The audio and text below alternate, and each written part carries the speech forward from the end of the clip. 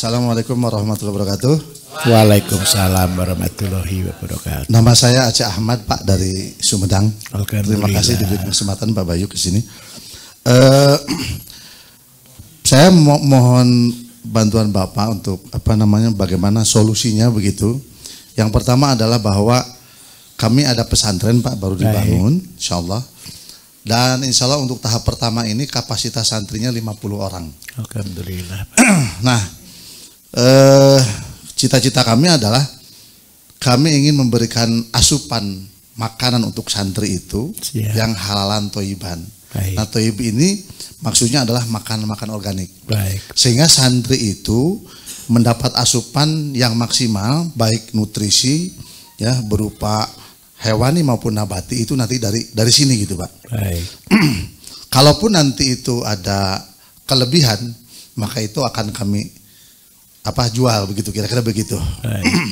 Sehingga ada potensi bisnis nantinya seperti yang Bapak sampaikan. Nah, potensi yang ada pada kami di sekitar pesantren itu sendiri ada luasan tanah yang bisa kami garap sekitar 2000 meteran. 2000 meteran.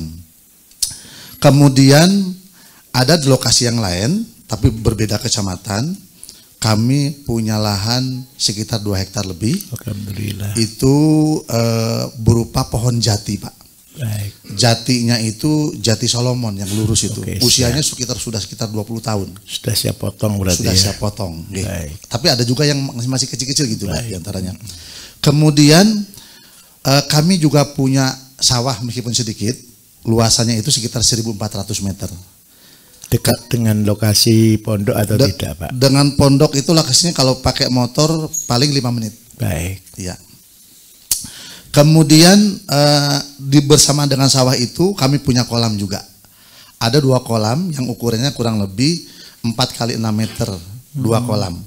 Airnya untuk itu ada banyak? Airnya banyak, air sungai yang mengalir. Kemudian ada lagi 1 kolam yang kecil tapi lokasinya agak jauh juga, berbeda dari sawah itu, ukurannya 3 kali 4, juga di pinggir sungai. Nah, dari potensi yang ada itu bagaimana supaya yang tadi itu terpenuhi. Minimal mungkin yang dari penjelasan Bapak gitu, bahwa mungkin saya bisa beternak ayam atau kambing atau sapi begitu. Kemudian makannya itu berarti kami butuh beras begitu, Pak ya. Yang organik, butuh sayur dan sebagainya. Mungkin itu seperti apa, Pak, solusinya, mohon bantuannya, Pak. Terima kasih. Assalamualaikum warahmatullahi wabarakatuh. Waalaikumsalam warahmatullahi wabarakatuh. Bapak Ibu, ke depan masalah yang paling besar adalah masalah SDM. Artinya masalah SDM itu begini, bukan kurang orang, tetapi kurang orang yang mampu bisa mengerjakan. Seperti misal, ketika Bapak Ibu nanti sudah jalan, sudah level 1000 meter saja, Bapak Ibu akan ketemu dengan SDM yang harus membantu Bapak Ibu.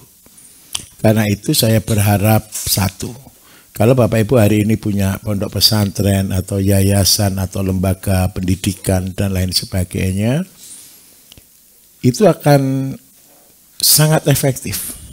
Seperti misal, Bapak sudah punya santri 50 orang. Ini di dalam atau di luar, Pak? Di dalam. Lahan yang di dalam pondok tadi 2000 meter. Begini ceritanya.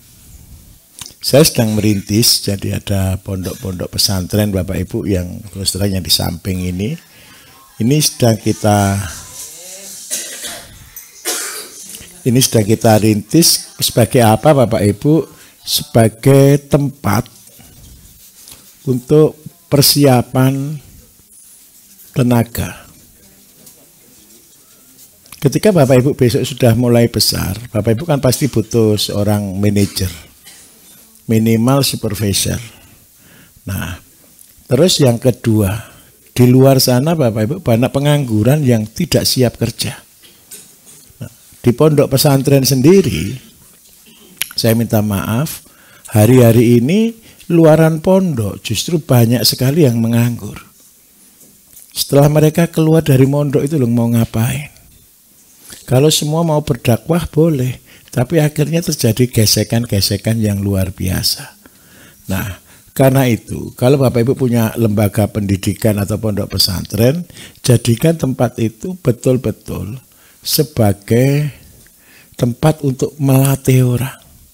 Karena goal kita di dalam pondok nomor 1 adalah karakter. Karakter ini sangat penting Bapak Ibu di pondok. Ketika santri diajari untuk ngaji, diajari untuk yang benar, diajari untuk betul-betul dia bisa menjadi orang yang rohaniawan. Nah, yang kedua, mereka juga butuh hidup dengan skill, dengan kemampuan. Banyak sekali pondok-pondok pesantren yang punya tanah puluhan hektar dengan jumlah santri di atas 5.000 orang yang setiap bulan untuk makan aja masih butuh miliar, tapi tanahnya nganggur. Nah, saya berharap satu, kita kembali ke awal. Dulu Bapak Ibu para kiai sepuh, mereka selalu menjadi contoh, mereka menjadi panutan. Bahkan kalau boleh, pondok pesantren betul-betul akan menjadi gurunya masyarakat. Orang bertanya kemana? Ke Pak Yai. Nah, saya berharap satu di sini. Pak, kalau sudah ada 50 orang, ada tanah 2.000, sebenarnya ideal pelatihan itu 1 orang. Kalau di pondok pesantren Bapak Ibu bisa megang ya minimal itu sebenarnya 100 meter. Tapi kalau tidak bisa, ini usia berapa minta maaf? Lulusan SD. Oh, kalau enggak. Oke, baik. Kalau yang sudah ada berapa orang? Belum ada, Pak. Oh, belum ada. Baik. Planning. Oke, enggak apa-apa. Oke, siap. Nah, jadi idealnya kalau anak lulusan SMP, Lulusan SD, Pak. ya sebentar, kalau SMP SMA ini Bapak Ibu ini 100. Kalau SD itu maksimal satu murid itu 4 meter. 4 meter persegi. Masuk SMP, kalau SMP bisa 100 meter. Kalau untuk anak SD, satu anak 4 meter persegi. Nah, tujuan kita adalah satu. Di dalam pondok ini Bapak Ibu, kan pondok juga butuh dana Bapak Ibu ya. Butuh operasional. Nah, ketika butuh operasional, saya kepingin sekali sih. Bukan mengharapkan donatur. Tapi jadilah pondok yang mandiri. Kayak yang di samping ini kan banyak orang ikut pelatihan kan susah Bapak Ibu. Karena itu di pondok samping ini saya ajari jangan takut untuk narik biaya ke santri. Kalau semua digratiskan, kalau punya donatur enggak masalah. Kalau enggak punya nanti malah isinya sakit hati. Makan kurang cukup ya santri protes, betul enggak? Nanti yang disalahkan terakhirnya Gusti Allah. Pak Yainya sendiri pontang-panting karena untuk operasional. Lah kalau yang nanti ujung-ujungnya satu, semua tidak akan baik. Karena itu tampil apa adanya. Jadi kalau yang ini saya ajari setiap 40 hari, biaya 40 hari itu sekitar 1 juta rupiah. Menurut saya masih wajar lah dan murah. Tapi saya suruh minimal SMP atau SMA. Tujuannya begini, kurikulum di dalam pondok Bapak Ibu, setiap santri diberi kesempatan untuk bekerja itu kurang lebih 4 jam. 4 jam itu apa saja yang dilakukan? Semua bidang. 40 hari itu bisa dari telur sampai jadi ayam. Dari bibit sampai panen. Dari panen sampai masak. Nah, ini budaya ini harus ada di dalam pondok pesantren. Terus yang kedua, kita ajarkan konsep bahwa apa yang ditanam itulah yang dimakan. Nah, mulai disetting. Kalau rencana 50 orang Pak, mulai dibagi peternakan sendiri. Mungkin peternakan kalau gini kita bagi minimal ada 10 kelompok. Berarti peternakan 5 orang, perikanan 5 orang, pembibitan 5 orang, terus habis gitu bagian produksi pakan plus pupuk 5 orang. Sayur itu ada macam-macam. Minimal sayur itu ada sekitar, ya kalau kita buat minimal sekali itu idealnya 17 Bapak Ibu. Tapi kita bisa bagi menjadi 5 sampai 10 lah. Setiap sayur 1 orang, 1 orang, 1 orang, 1 orang. Tujuannya apa? Mulai spesialisasi. Nah, kemudian di sini juga kalau ada padi, nah, bagian marketing, mulai diajarkan. Kenapa kok ini penting sekali? Yang pertama, ketika mereka bisa lulus ini semua Bapak Ibu, walaupun dengan kapasitas yang kecil, ilmunya akan mereka peroleh.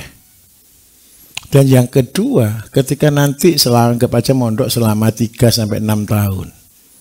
Ketika bisa sampai 6 tahun, ini sudah betul-betul jadi miliarder semua. Betul atau tidak kira-kira? Terus kalau atas nama pondok, seandainya jual produk, itu jauh lebih mudah diterima. Tergantung Bapak dari masuk di kelompok mana kan gitu aja, organisasi mana. Dan yang kedua, ketika program ini dijalankan Bapak Ibu, sulit-sulit. Melatih apa? Kedisiplinan. Tapi ketika anak-anak mulai SMP, SMA dilatih untuk disiplin, insya Allah mereka ketika lulus jadi orang yang disiplin. Jadi kambing ya, belum ya. Nah, saya minta tolong kambing 5 orang gitu aja. Ini semua dilakukan Pak. Dan ini akan menghasilkan. Kalau untuk hidup sendiri di pondok pesantren, untuk sayurnya, kalau 50 orang berarti butuh berapa meter Bapak Ibu?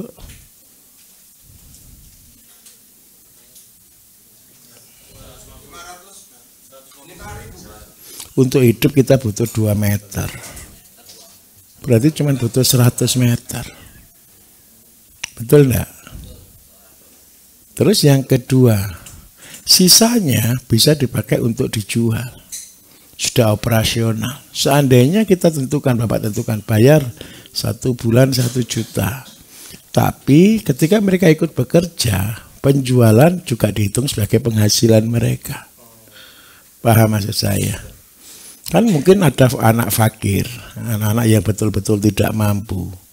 Lah pekerjaannya mereka walaupun sehari cuma 4 jam itu selesai. Bapak Ibu tahu enggak 1.500 itu sebenarnya butuh waktu berapa jam? 1.500 itu cuma butuh waktu 3 jam. Saya biasa dulu ngerjakan 1.500. Sebelum Bapak Ibu kerja 1.500, saya dulu kerja sendiri 1.500 itu. Pagi 1 jam, sore 2 jam. Itu sudah lebih dari cukup. Jadi kalau seandainya mereka bisa kerja 4 jam, sebenarnya sudah selesai masalah. Coba bayangkan, ketika program ini dijalankan dari awal Bapak Ibu, kira-kira bisa berhasil tidak? Kalau satu orang cuma pegang maksimal 100 meter, ya dikerjakan setiap hari 4 jam, rumput tumbuh 1 bisa enggak kira-kira? 100 meter cuma 10 kali 10 loh. Dan santri di situ setiap hari 4 jam. Nah, apa yang paling penting di sini? Pendisiplinan. Kenapa kok ini penting Bapak Ibu? Ayo kita rubah budaya. Pondok pesantren ngajari orang banyak yang bermalas-malasan. Betul atau tidak? Ayo kita rubah itu. Nah, saya yakin Pak, ketika Bapak kerjakan ini, insya Allah seluruh lulusan santri akan diantri orang. Diantrinya kenapa? Karena banyak diantara rekan-rekan Bapak Ibu sendiri pun pasti butuh tenaga kerja. Yang jujur, yang amanah, yang betul-betul bisa diandalkan. Terus yang kedua, karena Bapak punya kan 50 orang. Berarti berasnya habis berapa Bapak Ibu? Begini caranya ngitung. Besok Bapak Ibu harus ngitung sendiri ya.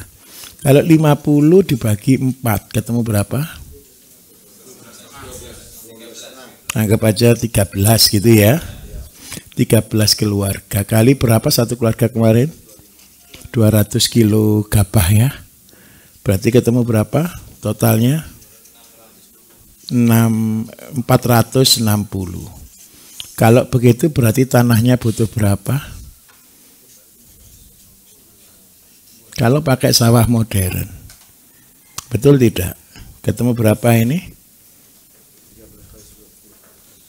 Anggap aja total setengah hektar. 5.000 meter. Bapak kepengen pondoknya terkenal enggak? Tolong buat. Yang kerja sawah Bapak Ibu di Jepang itu mulai SD. Anak-anak sudah dilatih untuk tanam padi. Tapi tolong, jangan tanam biasa. Tanam yang modern sekali. Dengan konsep sawah palsu. Di Jepang Bapak Ibu tanam padinya bisa cuma pakai kolam terpal, bulat. Bisa juga pakai plastik panjang. Bisa juga pakai polybag. Ini sebagai apa? Sebagai riset mereka. Coba bayangkan ya, anak-anak SD mainannya tanam padi. Bahasa lainnya penelitian tanam padi. Sekolahnya heboh enggak kira-kira? Terus yang kedua, pada suatu saat ketika ada kunjungan, perlu enggak gurunya yang ngajar atau santrinya yang ngajar? Santrinya sudah bisa ngajar, betul enggak kira-kira? Kalau itu dilakukan rutin setiap hari, dalam waktu berkala 2-3 bulan saja, itu sudah merubah mindset. Dan saya yakin Bapak Ibu, pondok pesantren akan betul-betul efektif untuk edukasi. Coba kalau setiap hari bahasanya mereka tentang integrated farming, tentang ngolah pupuk dan semuanya sebagai bahan diskusi mereka dan kerja harian mereka, saya yakin akan jadi heboh. Betul atau tidak kira-kira? Nah, pekerjaan inilah yang harus kita lakukan. Bisa diterima Pak? Terus kolamnya, kalau Bapak Ibu punya kolam, yang satu tadi dekat sawah bisa untuk pembesaran, bisa juga untuk asola, bisa juga untuk bebek sambil jaga padi. Tapi yang kolam kecilnya Bapak Ibu usahakan satu, ini airnya bagus atau tidak Pak? Kalau airnya bagus usahakan jadi pembenihan ikan. Pembenihan ikan. Pembenihan ikan itu macam-macam. Bisa lele, bisa nila, bisa gurami. Tapi kalau airnya bening, yang paling cepat menghasilkan uang itu lele. Kalau air mengalir kan untuk lele jauh lebih bagus untuk anakan. Terus yang kedua, kalau mau pembenihan lele berarti piranti apa yang harus kita siapkan? Cacing sutra. Karena biaya terbesar pembenihan lele itu cuma cacing sutra. Bapak Ibu, kalau untuk pembenihan lele, walaupun kolamnya kecil, seandainya kita punya ukuran pembenihan 2x3, kita punya 4 biji saja 2x3. Ini yang kecil. Ditambah kolam induk 2x3 dibagi 2 lah ini. Induk. Kalau kita dengan kolam seperti ini, berarti seandainya kita target 2x3 itu bisa isi 100.000. Kalau 100.000 per bulan bibit lele, Bapak Ibu sudah ngeri. Berapa harga lele sekarang bibit? Pernah yang beli? Anggap aja 100 lah. Usia ya sekitar ya 46 harusnya 100 rupiah itu. Umur 1 bulan lah. Nah, ketika kita bisa produksi 100.000 dengan harga 100 rupiah, kan sudah lumayan Bapak Ibu ya. Sudah dapat berapa ini? 10 juta. Sudah bisa hidup. Induk kita tidak perlu banyak, jantan kasih 4, betina kasih 8, sudah selesai. Tidak usah ukuran yang besar Pak. Sekali yang kalau boleh ya ukuran 2 kilo lah. Nah, yang paling penting dalam pembibitan lele cuma satu. Cacingnya ada. Kalau cacingnya tidak ada ya wassalam. Kalau beli semua ya resiko. Tapi kalau cacingnya ada, apalagi dari cacing ini pada bebek, nah sudah selesai. Lah yang di dekat sawah tadi Pak tolong untuk budidaya ikan yang bisa dikonsumsi oleh anak-anak pondok. Tapi kalau yang dikonsumsi Bapak Ibu saran saya peliharalah ikan nila. Kenapa kok ikan nila? Ikan nila itu dipanen terus menerus, pokoknya jangan diserok loh ya. Tidak akan habis. Baik. Apalagi yang belum kira-kira ini bisa diterima Pak. Jadi saya minta tolong bagi, kalau ayam taruh yang di 1000 meter tadi untuk ngolah limbahnya anak-anak sendiri. Ayam sendiri Bapak Ibu, program ini ayam kambing sama. Kambing juga jangan terlalu banyak Pak ya. Kambing karena tanahnya cuma sedikit, maksimal 3 ekor. Kambing 3 ekor, ayam mulai aja dari 10 ekor Pak. Baiklah, programkan 10 ekor itu betul-betul bisa jadi miliarder. Nanti tanahnya kan jelas kurang nih. Ketika tanah kurang, santri kan tidak mungkin suruh tanam jagung Pak.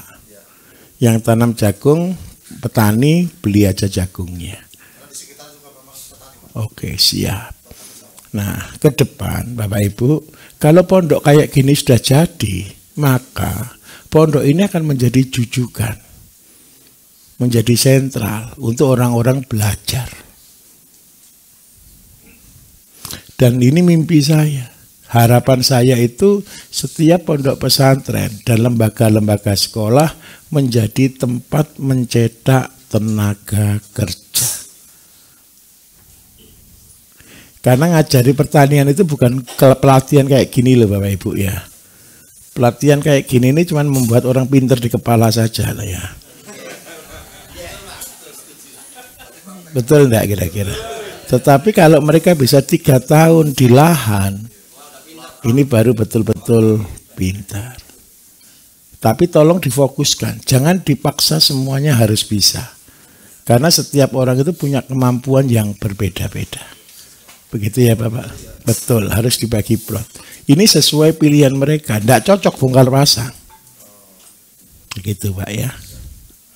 Ada lagi kira-kira?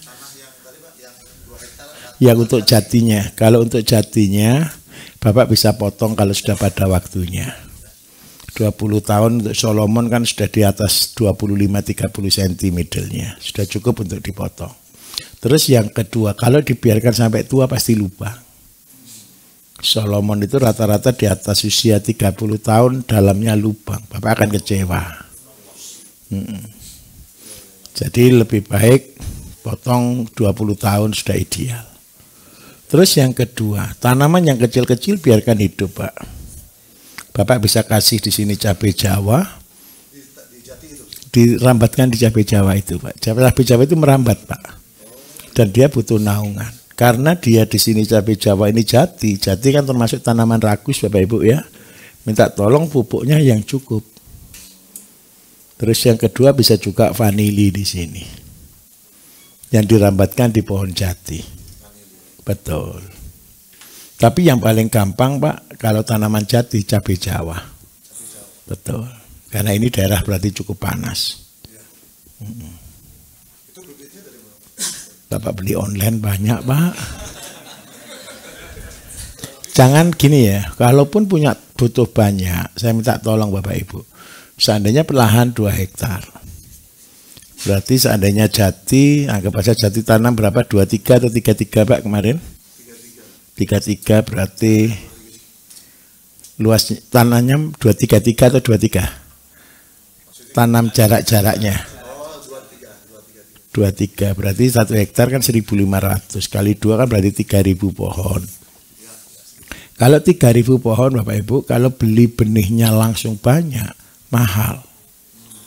Karena satu bibit bisa 10 ribuan lah. Tetapi ini cara saya. Kalau Bapak Ibu mau tanam tanaman horti, jangan tanam sekaligus. Beli aja kalau butuhnya banyak Pak, butuh 3.000 seandainya. Belinya jangan 3.000, maksimal beli 30 saja. Setelah 30, Bapak Ibu kan goalnya kembali modal kan. Setiap usaha kan kapan balik modal kan.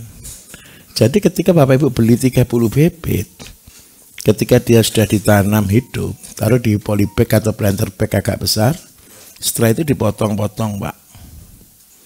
Seandainya 1 jadi 3, berarti tanaman kita jadi berapa, Bapak Ibu? Ini sudah balik modal atau belum? Sudah. Jadi ingat baik-baik, buat semua usaha sesimpel mungkin, goalnya balik modal. Kalau 1 jadi 2, ya sudah balik modal, tambah 1 lagi untuk tenaganya. Nah, ketika ini sudah jadi Bapak Ibu, yang ini kembangkan terus sebagai pembibitan.